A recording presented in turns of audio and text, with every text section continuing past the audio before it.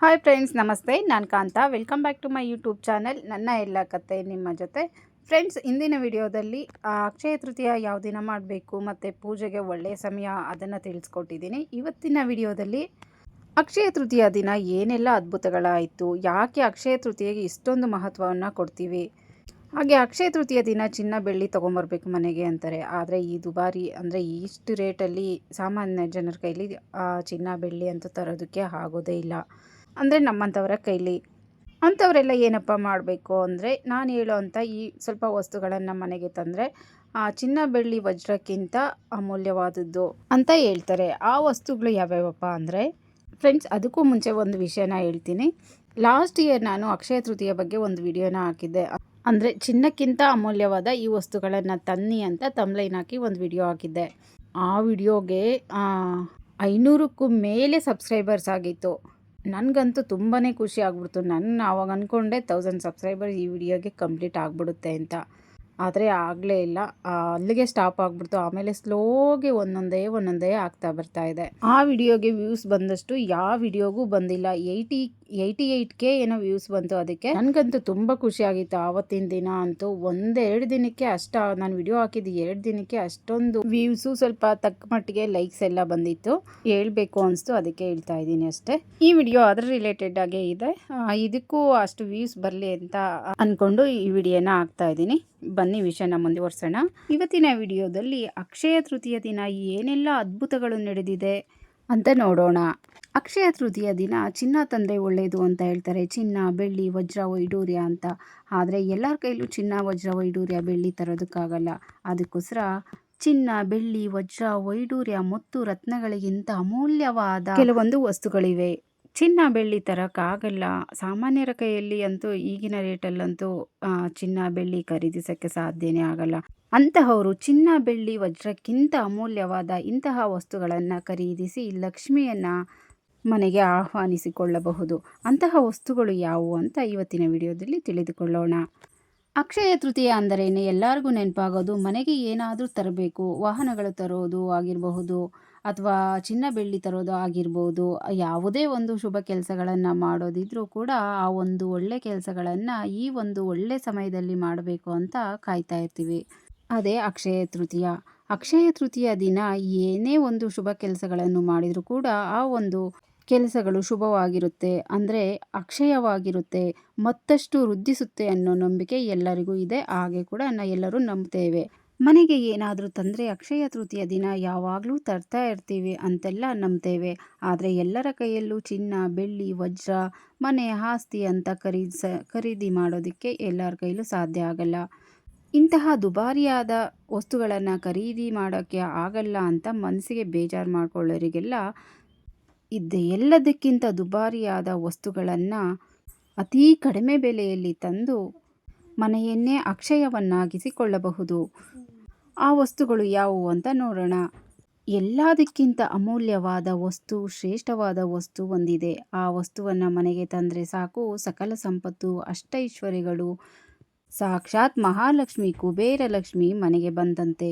ಅದಕ್ಕೂ ಮೊದಲು ಇನ್ನಷ್ಟು ಮಹತ್ವವನ್ನು ತಿಳಿದುಕೊಳ್ಳೋಣ. ಈ ದಿನ ತ್ರೇತಾಯುಗ ಪ್ರಾರಂಭವಾದ ದಿನ. ಇನ್ನೊಂದು ವಿಶೇಷತೆ ಏನಪ್ಪ ಅಂದರೆ, ಗಂಗಾ ನದಿಯನ್ನು ಭಗೀರಥ ಮಹರ್ಷಿಗಳು ತಪಸ್ಸು ಮಾಡಿ ಸ್ವರ್ಗಲೋಕದಿಂದ ಭೂಲೋಕಕ್ಕೆ ಇಳಿಸಿದ ದಿನವೇ ಈ ಅಕ್ಷಯ ತೃತೀಯವಾಗಿದೆ. ಇನ್ನು ವೇದವ್ಯಾಸ ಮಹರ್ಷಿಗಳು ಮಹಾಭಾರತವನ್ನು ಗಣೇಶನಿಂದ ಬರೆಸಲು ಪ್ರಾರಂಭಿಸಿದ ದಿನ ಕೂಡ ಅಕ್ಷಯ ತೃತೀಯ ದಿನವೇ. ಅದಾದ ಮೇಲೆ ಶ್ರೀಕೃಷ್ಣ ಸುಧಾಮರ ಕಥೆ ಎಲ್ಲರಿಗೂ ಗೊತ್ತೇ ಇದೆ. ಶ್ರೀಕೃಷ್ಣ ಪರಮಾತ್ಮನ ಆತ್ಮೀಯಗಳಿಗೆ ಸಂಪತ್ತನ್ನು ಕೊಟ್ಟ ದಿನ ಕೂಡ ಅಕ್ಷಯ ತೃತೀಯ ದಿನವೇ ಆಗಿದೆ. ಸಂಪತ್ತಿನ ಒಡೆಯ ಕುಬೇರ.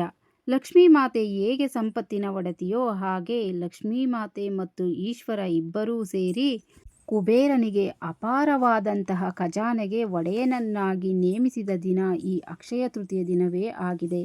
ಮಹಾವಿಷ್ಣು ಪರಶುರಾಮರ ಅವತಾರ ಎತ್ತಿದ ದಿನವೂ ಕೂಡ ಅಕ್ಷಯ ತೃತೀಯ ದಿನವೇ. ಶಂಕರಾಚಾರ್ಯರು ಕನಕದಾರ ಸ್ತೋತ್ರವನ್ನು ರಚನೆ ಮಾಡಿದ ದಿನವೂ ಕೂಡ ಅಕ್ಷಯ ತೃತೀಯ ದಿನವೇ. ಪಾಂಡವರಿಗೆ ಶ್ರೀಕೃಷ್ಣ ಅಕ್ಷಯ ಪಾತ್ರೆಯನ್ನು ಕೊಟ್ಟಂತಹ ದಿನ ಕೂಡ ಅಕ್ಷಯ ತೃತೀಯ ದಿನವೇ. ಅಕ್ಷಯ ತೃತೀಯ ದಿನ ಇನ್ನೂ ಸಾಕಷ್ಟು ಘಟನೆಗಳು ನಡೆದಿದೆ. ಆದರೆ ಅಕ್ಷಯ ತೃತೀಯ ದಿನ ಚಿನ್ನ ಖರೀದಿ ಮಾಡೋದು ಕಡ್ಡಾಯ ಅಂತ ಏನೂ ಇಲ್ಲ. ವಿಷ್ಣು ಪುರಾಣ, ಪದ್ಮಪುರಾಣ ಎಂತಹ ಯಾವುದೇ ಪುರಾಣಗಳನ್ನು ತೆಗೆದು ಓದಿದರೂ ಯಾವ ಪುರಾಣದಲ್ಲಿಯೂ ಕೂಡ ಅಕ್ಷಯ ತೃತೀಯ ದಿನ ಚಿನ್ನವನ್ನು ಖರೀದಿ ಮಾಡಲೇಬೇಕು ಅಂತ ಯಾವ ಪುರಾಣದಲ್ಲಿಯೂ ಹೇಳಿಲ್ಲ. ಚಿನ್ನದ ಬದಲಿಗೆ ಚಿನ್ನಕ್ಕಿಂತ ಅಮೂಲ್ಯವಾದ ಸಣ್ಣ ಪುಟ್ಟ ವಸ್ತುಗಳನ್ನು ಕೂಡ ತರಬಹುದು. ಅಂತಹ ಸಣ್ಣ ಪುಟ್ಟ ವಸ್ತುಗಳು ಯಾವುವು ಎಂದು ನೋಡೋಣ. ಮಹಾಲಕ್ಷ್ಮಿಯ ಸ್ವರೂಪ ಉಪ್ಪು ಮತ್ತು ಅಕ್ಕಿ. ಉಪ್ಪು ಅಕ್ಕಿ ಕೂಡ ಮಹಾಲಕ್ಷ್ಮಿ ಸ್ವರೂಪವೇ ಅಂತ ಹೇಳ್ತೀವಿ. ಹಾಗೆ ಹಿತ್ತಾಳೆ ಕೂಡ ಲಕ್ಷ್ಮಿಯ ಸ್ವರೂಪ ಅಂತ ಹೇಳ್ತೀವಿ. ಹೀಗೆ ಇಂತಹ ಕೆಲವೊಂದು ವಸ್ತುಗಳನ್ನು ಮನೆಗೆ ತಂದು ಇರೋದ್ರಿಂದ ಬಂಗಾರ ತರುವುದಕ್ಕಿಂತ ಹೆಚ್ಚಿನ ಶುಭ ಫಲ ತರುತ್ತೆ. ಇವನ್ನೇನು ಖರೀದಿ ಮಾಡೋದಕ್ಕೆ ಆಗಿಲ್ಲ, ಕೆಲಸಕ್ಕೆ ಹೋಗಿದ್ವಿ, ಸಮಯ ಇರಲಿಲ್ಲ ಅನ್ನೋರು ಇನ್ನೂ ಸುಲಭವಾದ ಉಪಾಯವೊಂದನ್ನು ಹೇಳ್ತೀನಿ. ಪ್ರಕೃತಿಯನ್ನು ದೇವರು ಅಂತ ಕರಿತೀವಿ. ಒಂದು ಮರದ ಎಲೆಯನ್ನು ತಂದು ಲಕ್ಷ್ಮೀ ಪಾದಕ್ಕಿಟ್ಟು ಪೂಜೆ ಮಾಡೋದ್ರಿಂದ ಬಂಗಾರವನ್ನು ಇಟ್ಟು ಪೂಜೆ ಮಾಡೋದಕ್ಕಿಂತ ಹೆಚ್ಚಿನ ಶುಭ ಫಲ ಪಡೆದುಕೊಳ್ಳಬಹುದು ಅಂತ ಶಾಸ್ತ್ರಗಳಲ್ಲಿ ಹೇಳಿದೆ. ಪ್ರಕೃತಿಯಲ್ಲಿ ಸಿಗುವಂತಹ ಯಾವುದೇ ಒಂದು ಗಿಡದ ಮರದ ಎಲೆಯನ್ನು ತಂದು ಪೂಜೆ ಮಾಡುವುದರಿಂದ ಕೂಡ ಬಂಗಾರವನ್ನು ತಂದು ಪೂಜೆ ಮಾಡಿದಷ್ಟೇ ಶುಭ ಫಲ ಸಿಗುತ್ತೆ. ಇದಕ್ಕೆ ಯಾವುದೇ 1 ರೂಪಾಯಿ ಕೂಡ ಖರ್ಚು ಮಾಡಬೇಕಾಗಿಲ್ಲ.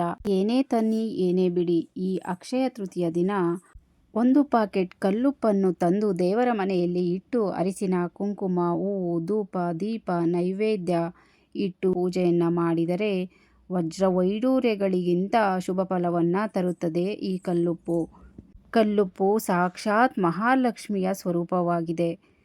ಉಪ್ಪಿಗಿಂತ ರುಚಿ ಬೇರೊಂದಿಲ್ಲ ಎನ್ನುವಂತೆ ಅಕ್ಷಯ ತೃತೀಯ ದಿನ ಉಪ್ಪನ್ನು ಮನೆಗೆ ತಂದರೆ ಸಾಕ್ಷಾತ್ ಮಹಾಲಕ್ಷ್ಮಿ ನಮ್ಮ ಮನೆಗೆ ಬಂದಂತೆ, ಅಷ್ಟೈಶ್ವರ್ಯಗಳು ನಮ್ಮ ಮನೆಗೆ ಬಂದಂತೆ.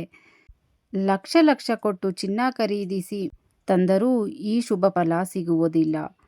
ಚಿನ್ನ, ಬೆಳ್ಳಿ, ವಜ್ರ ವೈಡೂರ್ಯಕ್ಕಿಂತ ಉಪ್ಪೇ ಶ್ರೇಷ್ಠ ಎಂದು ಹೇಳಲಾಗಿದೆ.